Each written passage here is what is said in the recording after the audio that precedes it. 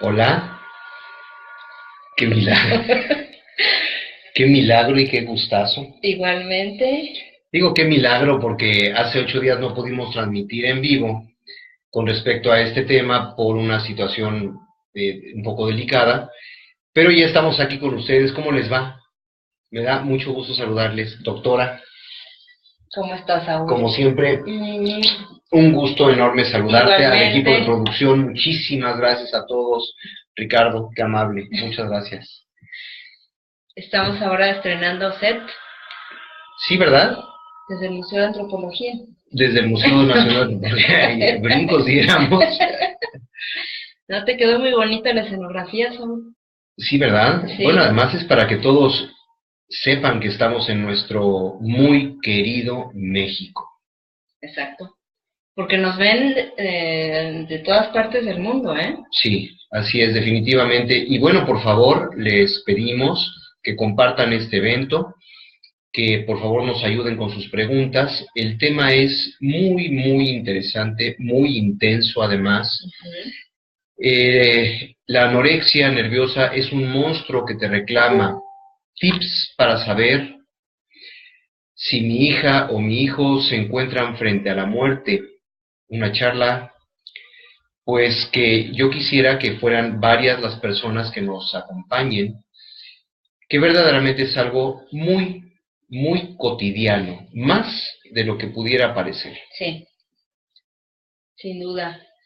Pues vamos a empezar con... Tengo un caso, sí, ¿te sí, sí. gustaría que lo leyéramos? Vamos a leerlo, sí, como no. Es el caso de una persona que nos ha escrito a nuestro correo de este programa y que nos dice lo siguiente. Se refiere a su hija. Sin que nadie se lo haya enseñado, ha aprendido a comer muy lento, encorvada, mirando fijamente los alimentos. Con el tenedor escarba, separa y machaca la comida. Hasta ahí, como ves, Ajá. está Sí, medio eso, fuertezón, ¿no? sí. Porque estamos hablando de señales que nos están empezando a dar. Y luego dice aquí, elige los trozos más pequeños, Uh-huh. junto con su lentitud se los lleva a la boca. Uh-huh. Y también así muy, dice, muy difícilmente los deglute. Su comida puede tardar horas. En un momento puede hacer un trozo de filete bajo la servilleta. Todos estos datos que les estamos dando son importantísimos porque son tips para que ustedes puedan distinguir qué es lo que está pasando con sus hijos o hijas, al igual que nosotros que los tenemos. Claro. El rechazo a las grasas es total, se hace con fobia. Retira cualquier partícula de grasa animal, frituras o alimentos rebozados. La grasa la estruja y la pone en las servilletas. Parece que tiene una fobia a las grasas. Se extiende, también en los aceites. No quiere que se cocine nada con ningún aceite. Tiene un miedo enorme de engordar hasta por contagio. Así que indudablemente se trata de un tema de anorexia nerviosa.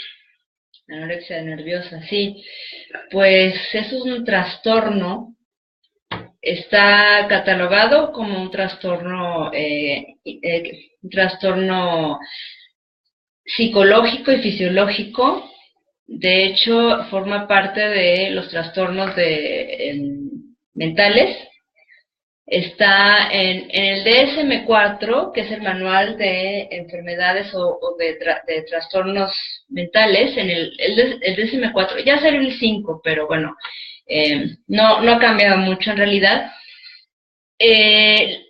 hay una serie de signos y síntomas que presentan las personas que pues sufren de esta enfermedad, que pues por alguna razón, y creo que bueno, ahorita lo vamos a discutir, es más frecuente en mujeres. Entonces, una de las, bueno, hay varios signos y síntomas. En primer lugar, empieza la chica porque, bueno, pues también es más frecuente en jóvenes adolescentes, mujeres, empieza a rechazar su peso corporal. Y entonces, no le gusta, se ve gorda, se ve ella a sí misma gorda y rechaza su imagen. Tiene un miedo intenso a subir de peso, pero aunque sea gramos, ¿no? O sea, en realidad se pesa constantemente y ese miedo lo manifiesta todo el tiempo. Sí, es definitivamente una fobia enorme al ganar peso. Es terror de ganar peso. Naturalmente, estas personas desean tener un cuerpo perfecto. Que ahí, bueno, también eso tiene mucho que ver con los estereotipos, pero ahorita lo vamos a manejar. Estas personas tienen miedo a la obesidad, que en realidad la obesidad está en su imaginación. No llegan nunca a la obesidad, pero es un miedo constante a ser obesas. Y se altera la autopercepción de su imagen corporal. Inclusive fíjate que en algunos ejercicios hospitalarios les ponen, Celina, haz de cuenta una cartulina y les dices a los pacientes, a ver, dibuja por favor aquí la cantidad de cadera que tú crees que tienes. Y ellos hacen un círculo.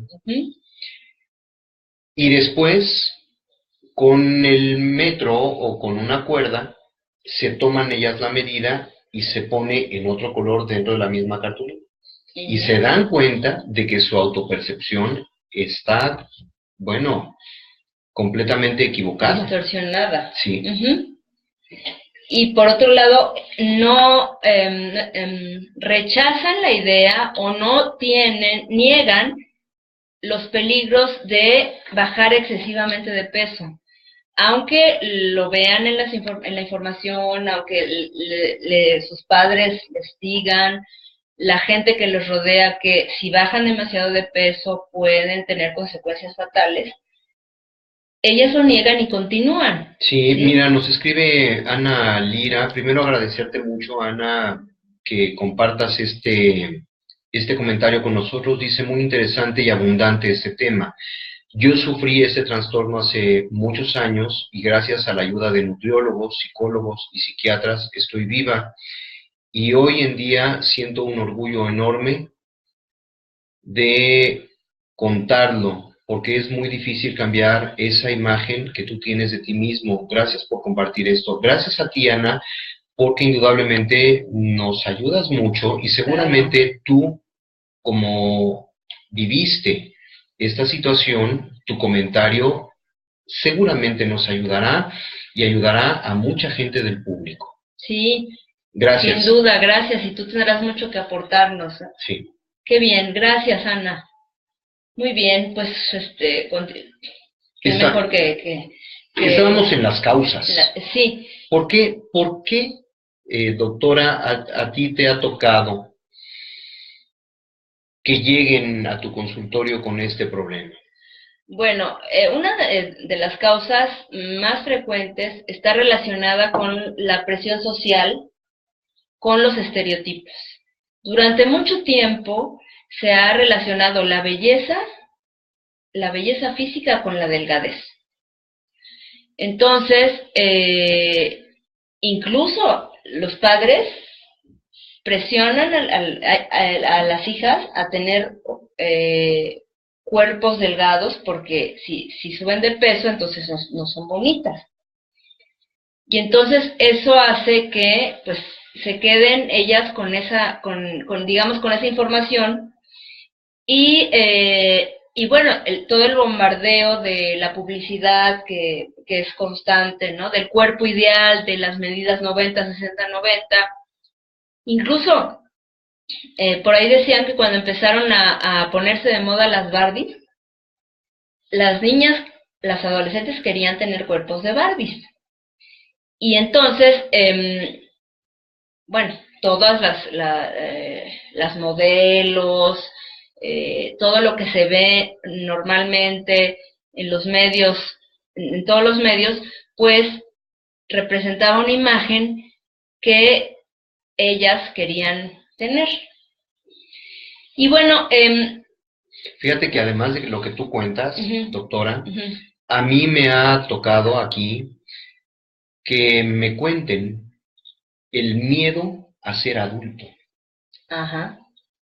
Es decir, una niña que no quiere ser adulto, ajá, trata de quitarse todas esas formas que caracterizan a una mujer cuando crece. Ese miedo de crecer inclusive.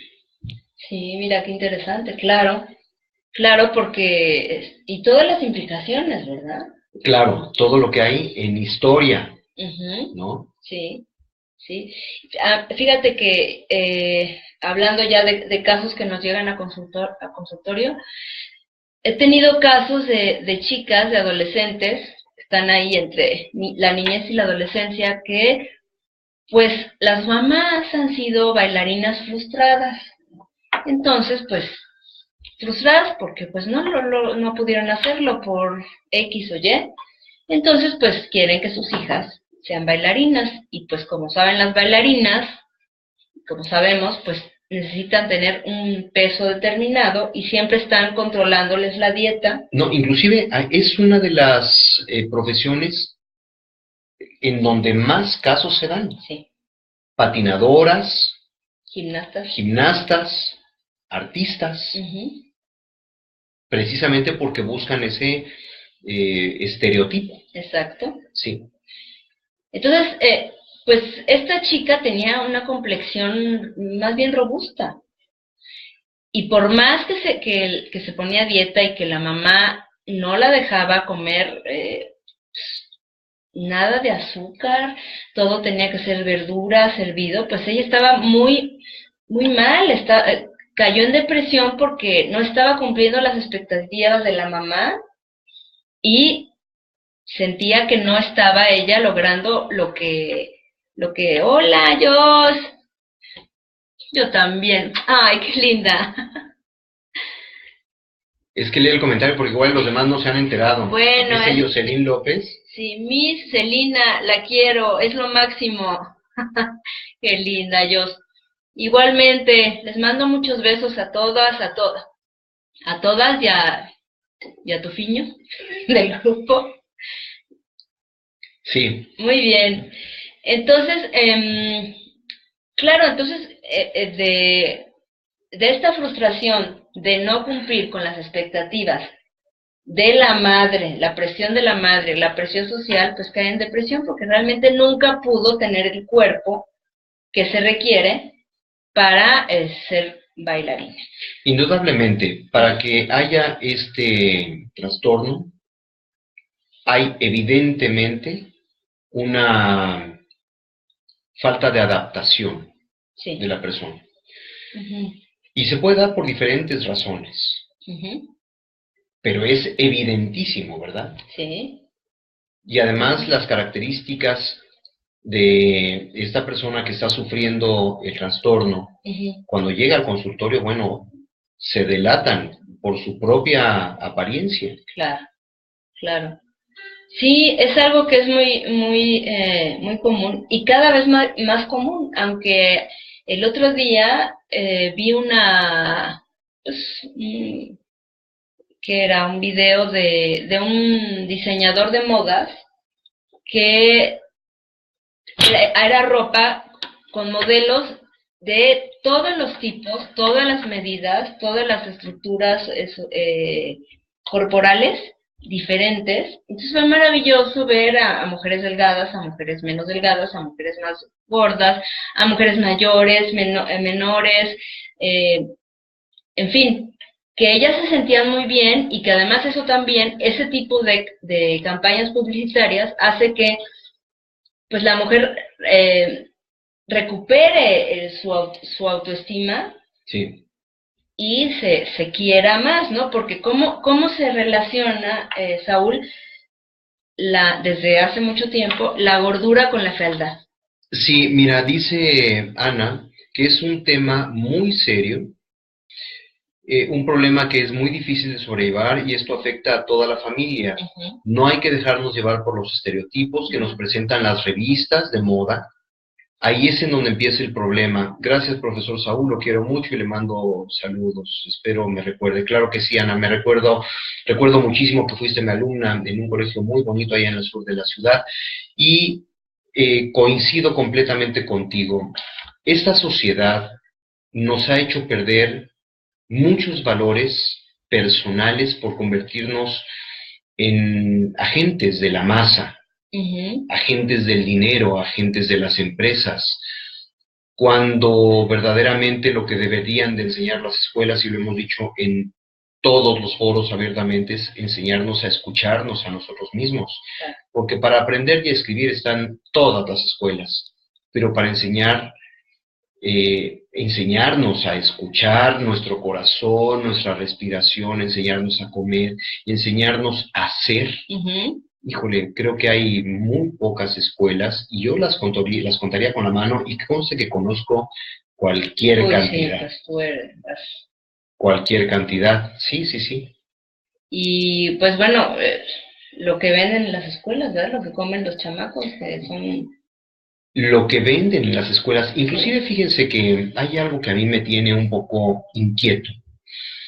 En la misma escuela te enseñan a que si no tienes un título universitario, no puedes llegar a ser lo que tú quieras, lo cual para mí, y lo digo con todo respeto para todas las ideologías, es una completa mentira.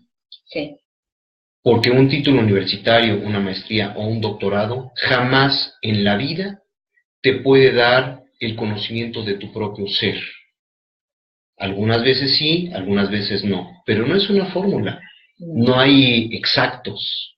Sí. Entonces, empezando por las escuelas, Celina, a mí me parecería que deberíamos de cambiar inclusive el propio estereotipo. Sin duda. Qué curioso que toques ese punto, porque precisamente hoy en la tarde tuve una paciente que tiene una depresión severa y que una de las cosas que trabajamos hoy fue precisamente que ella se siente muy mal porque cuando se reúne con sus amigos que son exitosos, ella no lo es, porque ella no es nadie, porque ellos tienen títulos, porque han viajado, y ella no, y es un fracaso. Entonces estuvimos trabajando eso, porque el tener títulos, como bien dices, el no viajar, no es ser un fracasado. Hay personas que tienen muchos títulos y han viajado mucho, y son un fracaso. Y para empezar hay que eliminar las etiquetas. Habría que entender muy bien cuál es la definición de éxito. Exacto. ¿No? Porque aquí también entraríamos en una polémica muy, muy grande y pues definitivamente yo no estoy de acuerdo, jamás estaré de acuerdo con que tú la felicidad la puedes encontrar a través de un título universitario. Por supuesto que no. No. Por supuesto que no. Entonces ella, me siento menos, lloraba, es que me siento menos porque no he sido una inútil, no he hecho nada, no me he realizado, no estudié una carrera. Y estuvimos revisando, a ver, pero piensa en otros logros que has tenido en tu vida. Y fueron saliendo que no tenían nada que ver con haber estudiado, no. Y se dio cuenta de todo lo que había hecho, que no se relacionaba con títulos, ni viajes, ni familia, porque esa era otra cosa. Y para colmo, no tuve hijos. Uy. Y eso No, realmente, ahorita... O sea, no cumplió con las expectativas de los demás. Exactamente, eso. Ese es el problema que ella tiene. Ya.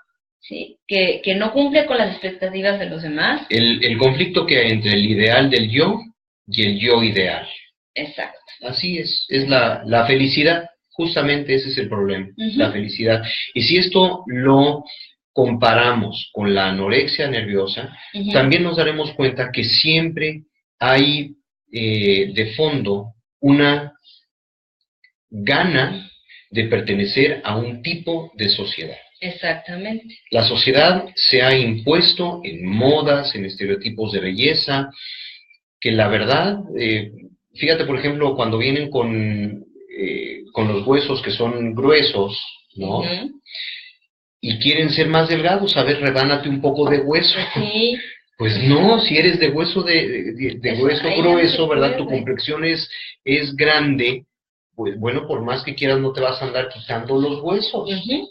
Claro. Tiene que haber una autoaceptación, definitivamente. Sí. Y bueno, además, desde hace mucho tiempo, el bullying hacia quién era, hacia la gordita o el gordito. Y entonces ya desde entonces ya se crean un estereotipo. Entonces para que no me molesten, tengo que ser flaco y entonces dejo de comer. Así es. Y fíjense, curiosamente, hoy vivimos en el país con el primer lugar en obesidad infantil. Eso es lamentable, es muy duro. Y las campañas de prevención que tanto hemos mencionado, pues tienen que ser efectivas y tienen que aplicarse a todos los niveles y desde tempranas edades. Pues sí, pero a ver cuándo se les da la gana a las autoridades gubernamentales entender que los programas educativos, muchos son ineficaces y están dirigidos a una falta de cultura de nuestra población. A ver cuándo se les da la gana comprender que lo que necesitamos es abatir las cosas que están mal en este pueblo tan hermoso, que lo que más tiene de bonito es su gente. Y nosotros merecemos personas que nos dirijan bien. Un pueblo culto es un pueblo inteligente, un pueblo que va a tomar mejores decisiones. Pero no, pues a cada rato vemos en las noticias cosas que son obvias, ¿no? Obvias. Exactamente. Autoridades que no se tocan el corazón, y no puedo hablar de todos, pero sí de muchos. Cuando yo vea en estadísticas que tenemos un pueblo culto, que aprobamos los exámenes internacionales con mejores calificaciones, cuando estamos bajando de lugar en anorexia, en bulimia, en gordura, en tantas cosas que pasan, ¿no? Entonces estaré yo de acuerdo y diré con mucho orgullo, los programas gubernamentales son eficientes y eficaces. Mientras eso no suceda, digo, no es cierto. Y nosotros tenemos la autoridad propia de decidir qué es lo que queremos o no queremos, a qué tipo de sociedad queremos pertenecer o a cuál no, con absoluta certeza. Hemos comentado que la anorexia nerviosa viene por imitación social. Sin duda, sin duda. Y bueno, uno de los tipos más comunes es lo que se llama el tipo compulsivo purgatorio, que suena un poco purgatorio. Lo que pasa es que esto implica que empiezan a purgarse, a provocarse vómito, a tomar laxantes, diuréticos, enemas. Todo esto, pues, precisamente para que lo que coman lo eliminen por el miedo a subir. O hagan demasiado ejercicio. También. Sí. Que también es uno de los indicadores importantísimos. Ustedes se van a dar cuenta, bueno, cuando han llegado a consultorio conmigo, la gran mayoría se tapa todo el cuerpo con mucha cantidad de ropa, sea la época que sea. Haga el calor o el frío Ajá. que sea, están súper tapados. Se ve minimizada la personalidad inclusive. Eso te dice mucho. Y eso te dice muchísimo. Fíjate, yo tengo una cámara aquí en el consultorio, en donde estoy mirando justamente a mis pacientes, porque a veces ya saben que nos atrasamos o nos adelantamos un poquito. Entonces, para ir midiendo lo más que se pueda los tiempos, y te das cuenta que en la primera consulta, generalmente viene la niña con los papás, viene obligada, y los papás son los ansiosos. A la niña, a la jovencita, una actitud tan displicente, más bien se la pasa mirando a los demás, generalmente se pone muchísima ropa, y bueno, también es muy frecuente que a la hora que los pasas, cuando los papás quieren hablar todo el tiempo y no permiten que la jovencita hable, pues hay que pararles un alto y decirles, espérenme por favor, déjenme escuchar, porque además muy frecuentemente, Celina, es la primera vez que ella puede contar su historia. Pero si los papás están interrumpiendo, es obvio que no le van a permitir. Entonces, bueno, hay que poner ciertos límites a los padres, inclusive, Sin duda, ¿no? Sin duda. Entonces, con respecto a lo que decías del tipo purgatorio, pues sí, en esa primera entrevista, posiblemente, si es un éxito la entrevista, la adolescente pueda empezar a compartir su problema. Qué importante es, ¿no? Sí, no, es que la primera entrevista es, yo diría, de las más importantes. Sin duda. Porque ahí es en cuanto tú te das cuenta del tipo de anorexia que pudiera tener. Puede haber muchos engaños, inclusive por parte de la paciente. Claro. O tratar de engañar, no engaños directos, pero sí tratar de engañar. Sí. Y lo que comentabas de que muchos padres no saben, no se dan cuenta. Que o no quieren darse cuenta. O no quieren darse cuenta de que sus hijas tienen anorexia. Otro de los signos es que tienen amenorreas, es decir, que dejan de menstruar por al menos 3 ciclos consecutivos. Sí. Y que no tienen nada que ver con que estén embarazadas. Se altera todo el metabolismo. ¿Por qué? Porque hay alteraciones a nivel bioquímico, a nivel del sistema reproductivo, a nivel de hormonas, del sistema endocrino, sí. A nivel del sistema nervioso autónomo. Empieza incluso a nivel cerebral, de la bioquímica cerebral, los neurotransmisores de los que todos hemos hablado, sí, se ven afectados. Y entonces la química cerebral, la producción de neurotransmisores, la sinapsis, provoca desnutrición. Y esto pues hace que no solamente haya alteraciones físicas, sino también alteraciones mentales. Sí, inclusive estabas ahorita hablando de la anorexia nerviosa de tipo purgativo. Sí, compulsivo, ajá. Y también la de tipo restrictivo. Eso es cuando no se purgan, no utilizan todo este tipo de laxantes y demás, simplemente rechazan la comida. Sí, y cuando mucho hacen 2 comidas al día, pero mínimas. Se la pueden pasar con 2 yogures en todo el día.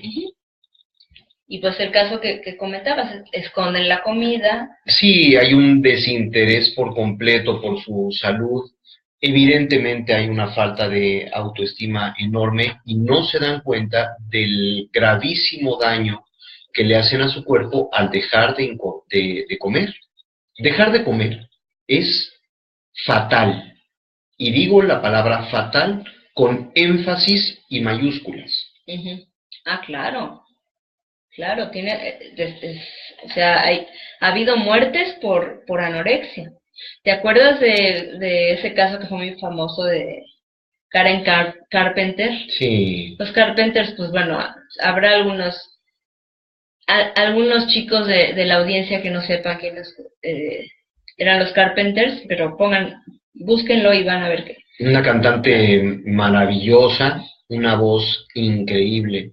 sí, Sí, eran dos hermanos y ella, pues lamentablemente sufrió anorexia nerviosa y llegó un momento en el que ya no podían hacer tratamientos porque empieza ya el deterioro tal que ningún tratamiento las puede, que bueno, pues es la mayor parte de mujeres, las puede curar y pues ella murió de anorexia nerviosa.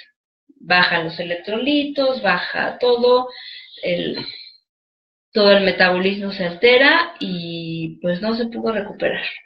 pues no, lo que tenía que suceder fue la muerte inminente por falta de nutrientes. Por falta de nutrientes. Es verdaderamente grave sí, esta situación. Y bueno, fíjate que justamente mi tema de maestría fue relacionado con los trastornos alimenticios. Ah, mira, pues entonces tú eres aquí el experto, tú puedes hablarnos más de, de estos Bueno, temas. de todo lo que pasa en la bioquímica, sí, de todo lo que pasa con el cuerpo, sí, hay una cantidad de alteraciones verdaderamente terribles. Sin embargo, yo no sé si para ustedes que nos están viendo ha quedado claro cómo pueden detectar si alguien de su familia, amigos o amistades pudieran tener contacto con este trastorno tan terrible. Y si es así, bueno, pues háganoslo saber, por favor, se lo suplico a través de los comentarios, porque también puede llegar a ser hijo o hija del trastorno obsesivo compulsivo. Sí. Cuando las niñas, cuando son chiquitas, sobre todo en la edad escolar primaria, son demasiado meticulosas en hacer sus cuadernitos y estudian así muy bonito y borran y tachan y quieren que todo sea perfecto, niñas y niños, porque no es exclusivo esto de las niñas, se podrían dar cuenta que ahí hay un posible trastorno obsesivo compulsivo, TOC, y de ahí puede derivarse a una anorexia nerviosa, inclusive. Personas que generalmente de niños les dicen, es que tú eres incontrolado, precisamente por esa gana de tener control, empiezan a tener un control sobre su cuerpo. Claro. Aunque este control no saben que les puede llevar a la muerte. Sí, sí, pues son focos rojos que se tienen que atender, padres, tíos, profesores, es muy importante. Y bueno, ¿cuántos casos ya tú lo relacionas con el trastorno obsesivo compulsivo que es tan común? ¿Y cuántos casos hay también de depresiones que están relacionadas con la anorexia? Porque la depresión está vinculada con el querer comer o la falta de apetito, que ahí no está tanto vinculado con una imagen corporal, porque en realidad pues, en la depresión está definitivamente dañada la imagen corporal. La autoestima está por los suelos y pues empiezan a bajar de peso hasta que ya no controlan lo que comen o lo que no comen y pueden pasar 1 o 2 días comiendo pues lo mínimo. Sí, y fíjense que en la fase más aguda de la enfermedad, las pacientes o los pacientes dejan hasta de tocar la comida o de olerla. Ese es el caso ya, digamos, más grave. Y es uno de los tips también que queremos darles a ustedes, porque posiblemente ustedes saben de alguien que pudiera padecer este problema. Sí, sin duda. Fíjate que dentro de todo lo que va pasando en el cuerpo, dentro de la bioquímica que cambia, hay un daño importantísimo a la tiroides. Y como todos ustedes saben, la tiroides es una glándula que se encuentra aquí en forma de mariposa con las alas abiertas y es la glándula que le da la energía al cuerpo. Fíjense cómo funciona esta glándula. Hay una hormona que está en el cerebro que le ordena a la tiroides capturar, almacenar yodo. Se llama T4. Esta famosa T4 tiene que ser cambiada, convertida a T3. Se hace a través de una enzima que se llama diodinase. Sí, diodinase. Es una enzima proteína.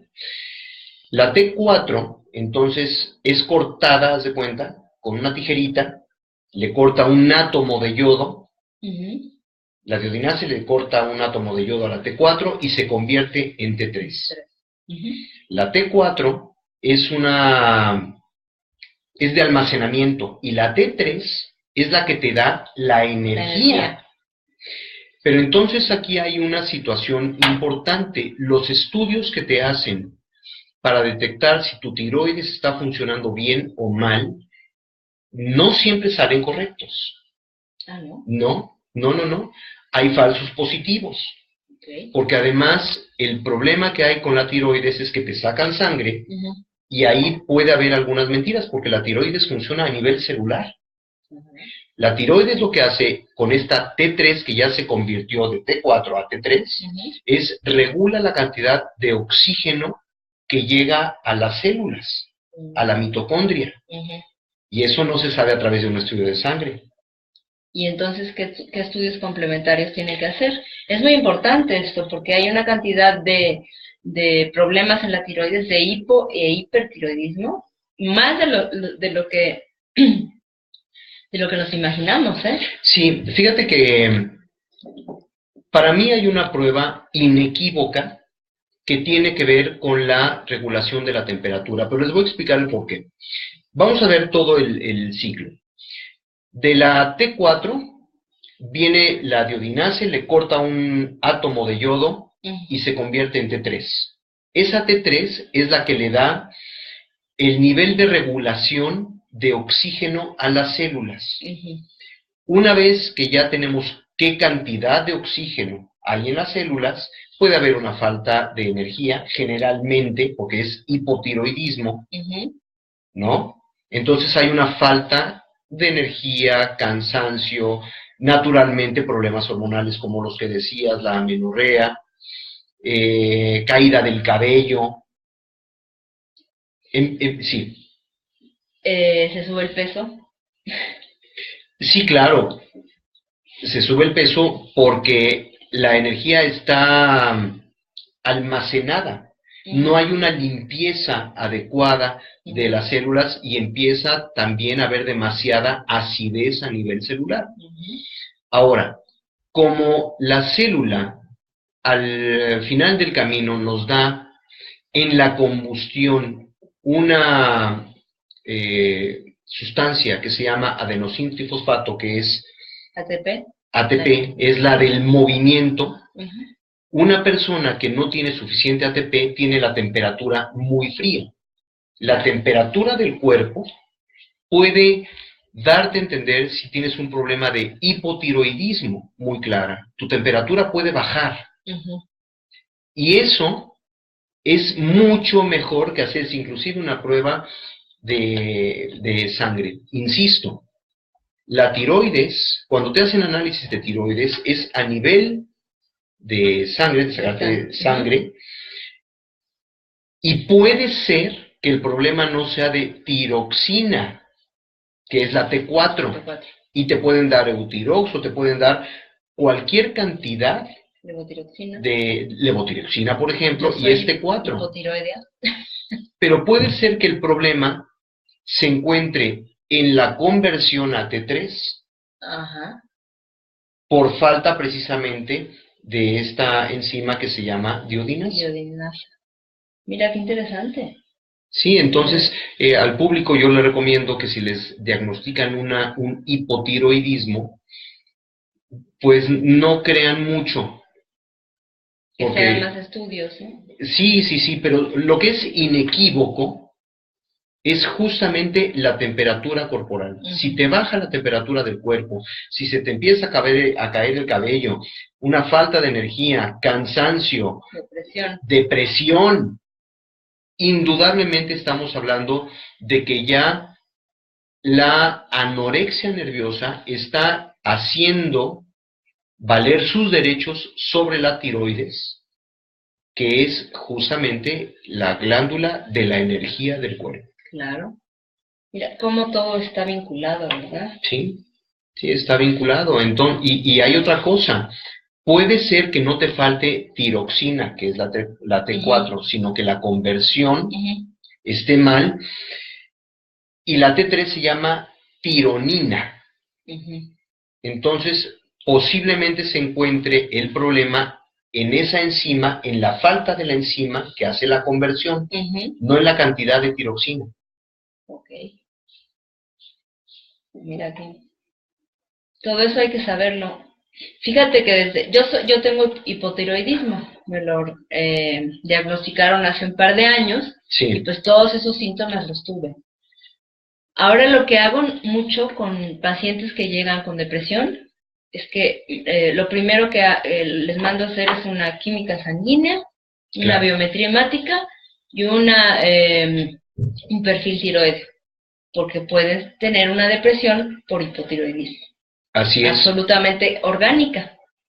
De acuerdo. Cosa que yo invito a los terapeutas que hagan de cajón, porque bueno, nosotros no somos médicos, no podemos medicar, pero sí podemos pues derivarlos a que se hagan ese tipo de estudios siempre lo hago, cuando llegan con depresión, antes que nada, hasta estos estudios, porque pues si es orgánico, pues hay que ir al endocrinólogo, al nutriólogo, y bueno, evidentemente puede haber también otras cosas, ¿no? Implícitas, pero hay que descartar primero lo orgánico. Sí, ahora la enzima que se llama diodinase depende principalmente del selenio.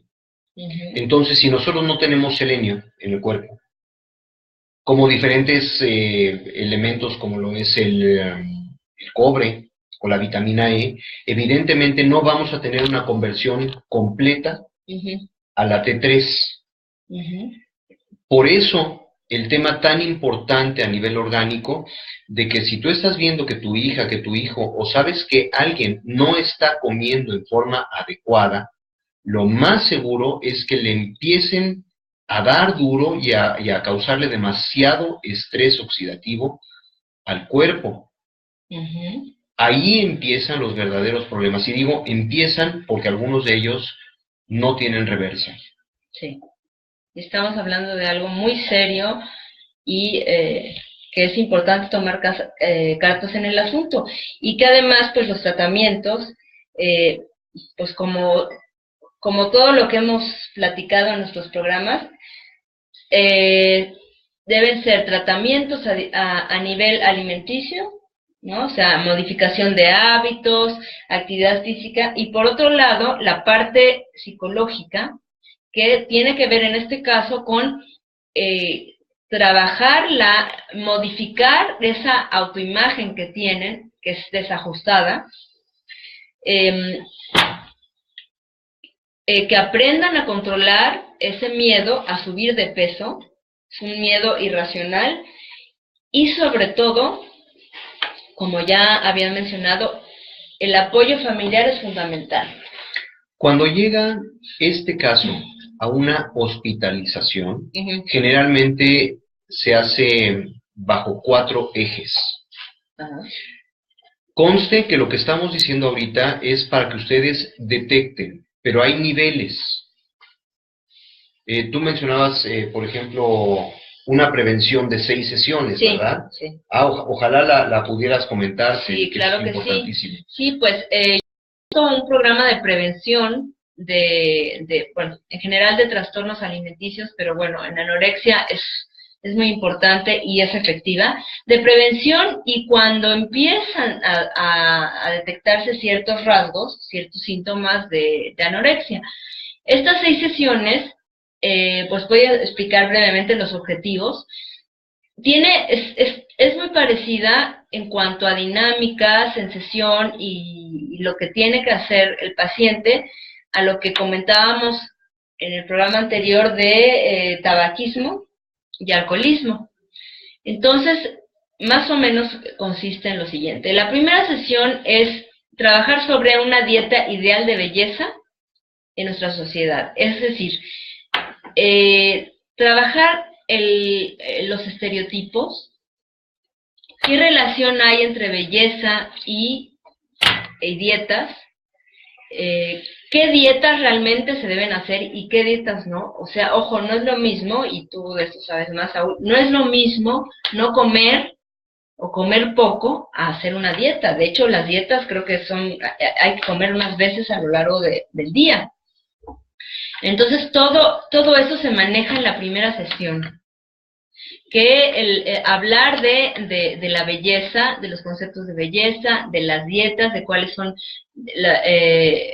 los ideales, y que realmente, se hacen trabajos en consulta y se dejan tareas, que incluso lean artículos, vean cierto tipo de documentales que tengan información verídica, información científica, porque a veces hay artículos o a veces hay documentales que manejan información distorsionada y hay que tener mucho cuidado con eso, con todo lo que se maneja, ¿no? Sí. Entonces, la segunda tiene que ver con la información de lo que es regular el peso, cuáles son los efectos de las distintas dietas, dar información sobre los pesos naturales o ideales relacionados con el tipo de estructura,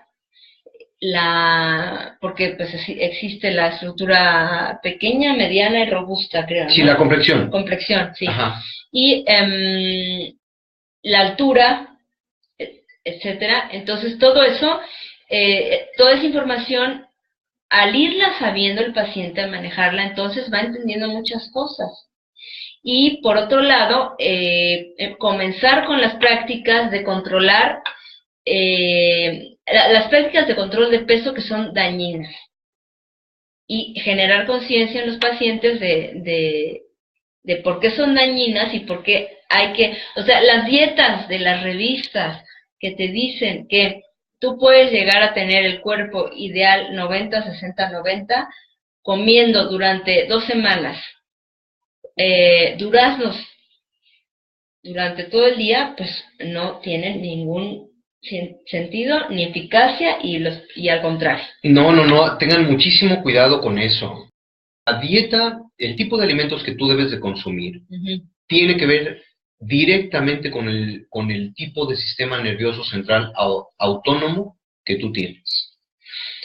Todos buscamos el balance, pero hay un sistema nervioso central autónomo parasimpático y uno que es simpático.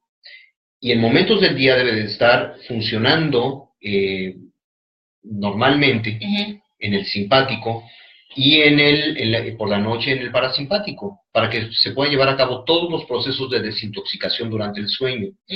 Entonces, hay que ver en forma personal cuáles son las características de tu propia personalidad, de tu propio sistema nervioso central, cómo funcionas tú. Eso de hacer dietas generales, no lo hagan, porque una persona que es generalmente, ¿qué les digo?, pasiva, ¿no?, tranquila, tú le das de comer vegetales y lo más seguro es que lo enfermes porque lo vas a debilitar. Hay que tener muchos cuidados con eso de las dietas, como tú muy bien dices. Y, por ejemplo, también está relacionado con los hábitos con la higiene del sueño. Ah, sí, claro. Sí. Todo eso lo tomas en cuenta. Todo eso se tiene que tomar en cuenta para prescribir una dieta. Que no tiene que ver con si eres simpático o no, ¿verdad? No.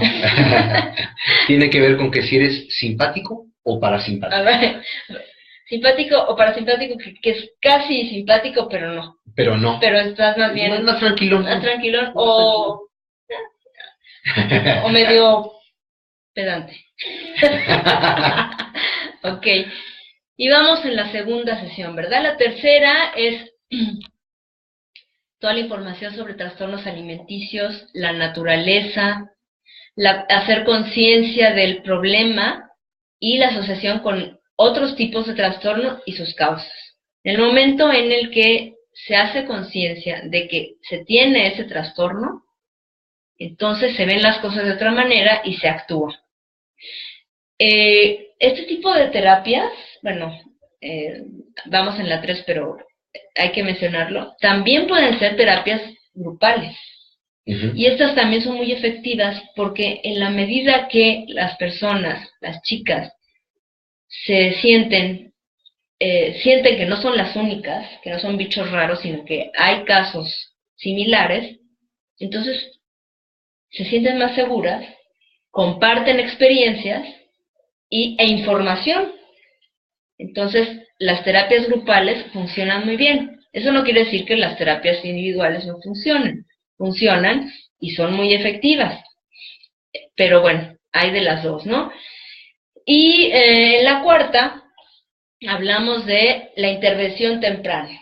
Esto que tú hablabas, que es tan importante, de los programas que tendrían que ser más frecuentes en las escuelas, a niveles muy altos, etcétera, pues tiene que ver con los programas de prevención y de intervención temprana, información de los signos tempranos, o sea, esto que hablamos al principio, de los signos y síntomas que definen a la anorexia nerviosa según el DSM-4 o DSM-5, pues esta información la tienen que conocer y en esta sesión también se tienen que manejar estrategias para la mejora de la imagen, de la autoimagen corporal y la autoestima.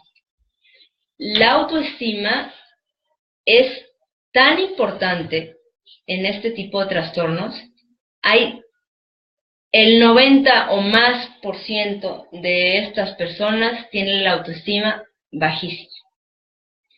Y es muy importante trabajar con ejercicios, con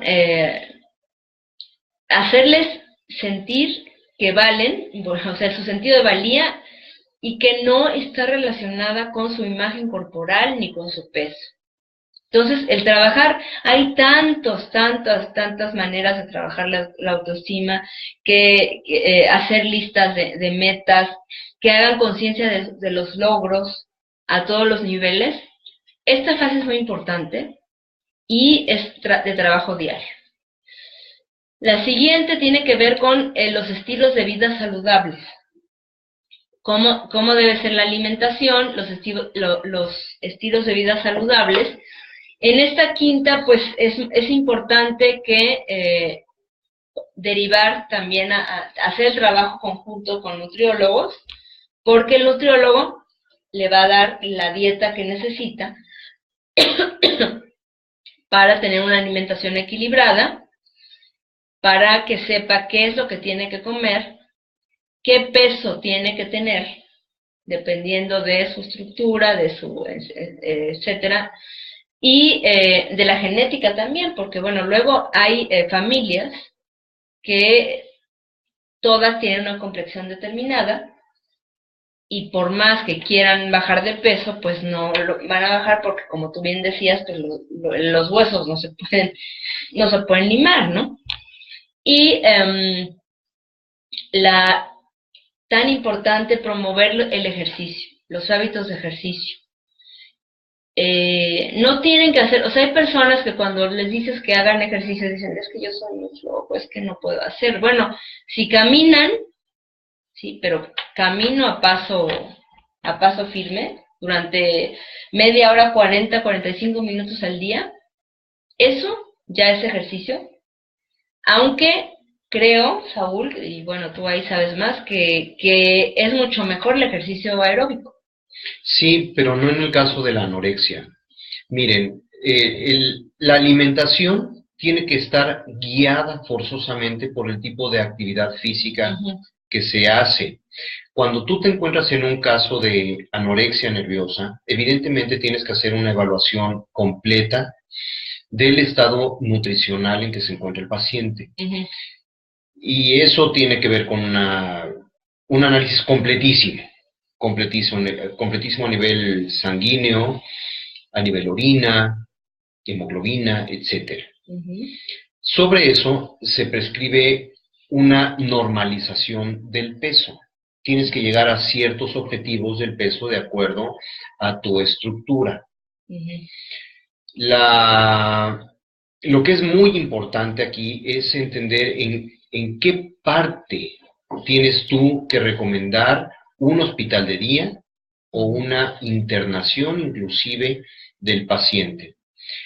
El estudio clínico es lo que te marca la pauta para poder derivar.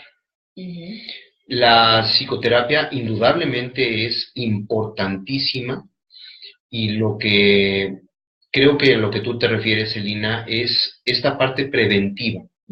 Cuando la anorexia nerviosa ya está avanzada, pues tenemos que ver los estudios y sobre eso determinar el tipo de intervención. Sin duda. Porque si no, pues sí puede haber hasta una muerte, ¿no? No, sí. Sin duda. Sí. Ya al final, pues bueno, ya es reforzar toda la información de una alimentación saludable, las estrategias para manejo del estrés, para resistencia a las presiones sociales, para hacer dietas, autodietas, no como, Sí. y si no como mañana, y si estoy con agua, pues voy a bajar de peso y me voy a poner bien buena. Entonces, no va por ahí. Y la importancia de las estrategias para cambios en los estilos de vida, desde el punto de vista físico y emocional. ¿Sí? De acuerdo. Entonces, pues esto es a grandes rasgos en lo que consiste este programa de prevención y de curación, por decir, o de control de la anorexia nerviosa en sus inicios. Sí, de control, dijiste muy bien de control, porque en realidad la anorexia nerviosa en mucho se parece, por ejemplo, al alcoholismo. Puede haber recaídas. Una vez que te dan de alta, puede haber recaídas y tienes que aprender a vivir con ese trastorno, porque no se cura, se controla.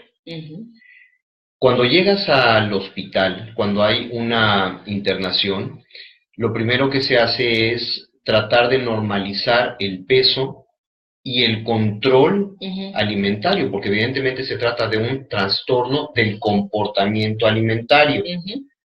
Entonces, lo que hay que hacer en uno de esos ejes es regular que las ingestas sean las adecuadas en la forma adecuada.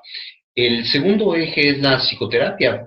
La psicoterapia indudablemente te va a traer una historia de vida y es lo que hace lo que detona el trastorno.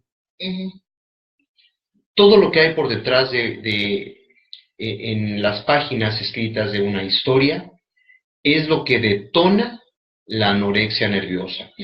Por el otro lado, también es importantísimo tener en cuenta que hay una terapia familiar y grupal en el hospital, porque las familias y los grupos de amigos se van a enfrentar con problemas posteriores a que son dados de alta.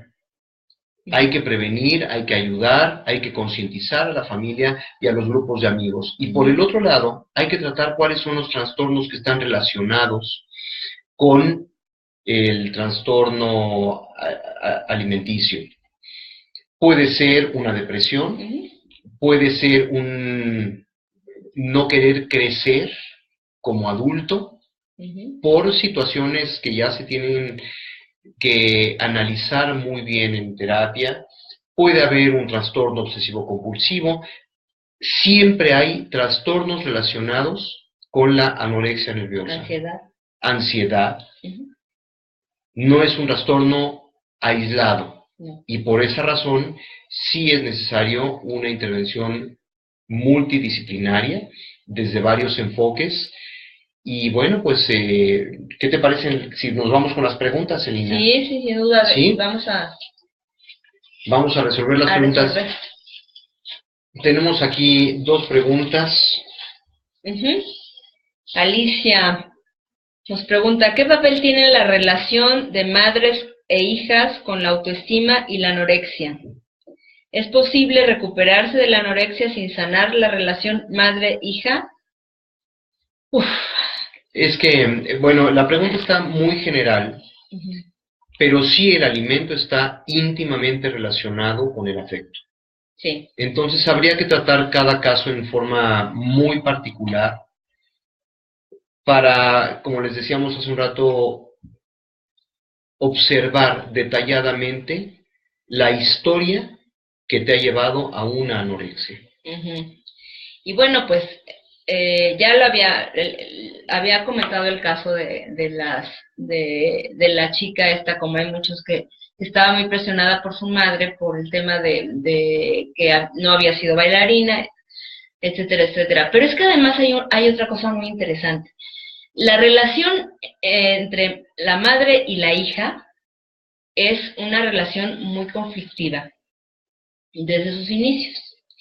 Entonces, la madre le transmite cierta información a la hija,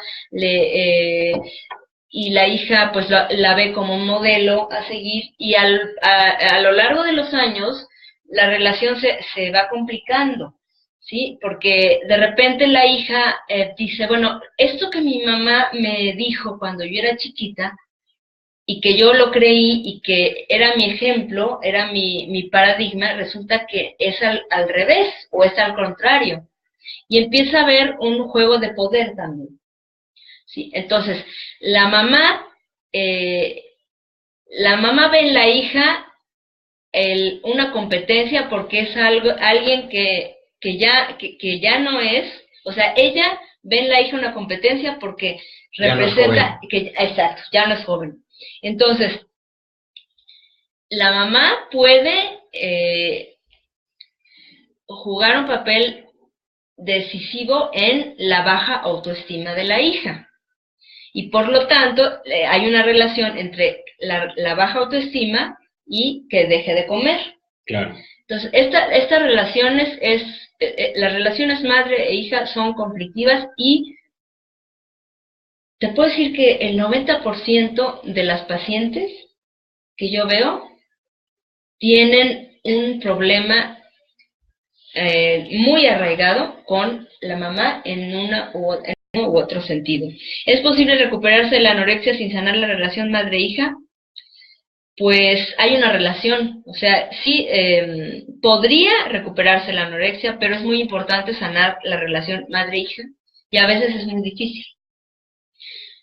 A propósito, yo recomendaría un libro que se llama, se me fue el nombre,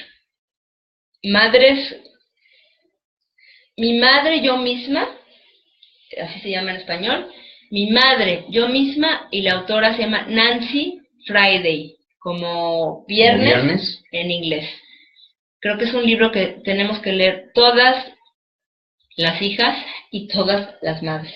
Es un estudio que hizo esta psicóloga haciendo encuestas, 200, o sea, es una investigación, y el resultado es increíble, y cuando uno empieza a leerlo, bueno, aquí me veo, aquí me veo, aquí me veo, como hija y como madre.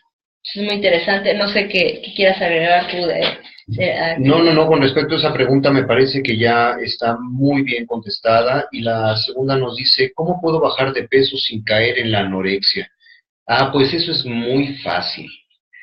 Fíjense nada más, conociéndote a ti mismo. El conocimiento da poder, pero si no sabes, no juegues con tu cuerpo.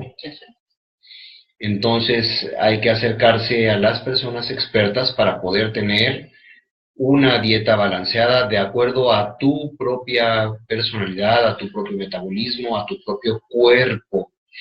Acuérdense que nosotros somos seres y no somos nuestro cuerpo. Y debemos tener cierto control sobre nuestro cuerpo, no el cuerpo sobre nosotros. Es diferente. Doctora, ¿qué más tenemos que decir? Pues que es la importancia, recalcar la importancia del trabajo multidisciplinario, de el hacer conciencia de que hay un trastorno y que hay que atacarlo desde sus inicios o en el momento en el que esté, hacer conciencia. Si vemos que alguien está en peligro porque empieza a tener este tipo de signos y síntomas, pues ayudarlos. En su caso, pues comentar, darle información a los padres, a los profesores, para evitar pues un desenlace pues fatal, ¿no? Del que hablas, y pues el trabajo conjunto es tan importante.